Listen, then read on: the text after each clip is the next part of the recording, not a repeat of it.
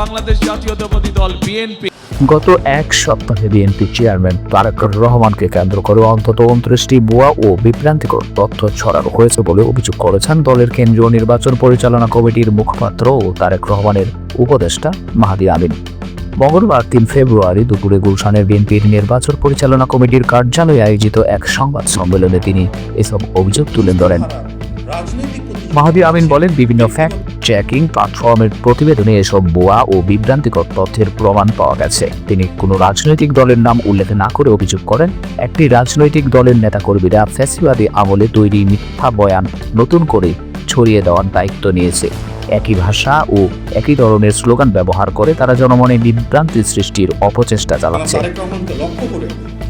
তিনি আরো বলেন, গণমানুষের কাছে বিএনপির ক্রমবর্ধমান জনপ্রিয়তার কারণেই সুস্থ রাজনৈতিক প্রতিযোগিতার পথ ছেড়ে ব্যক্তিগত আক্রমণ ও অপতথ্য ছড়ানোর নোংরা কৌশল বেছে নিয়েছে ওই রাজনৈতিক সংগঠন।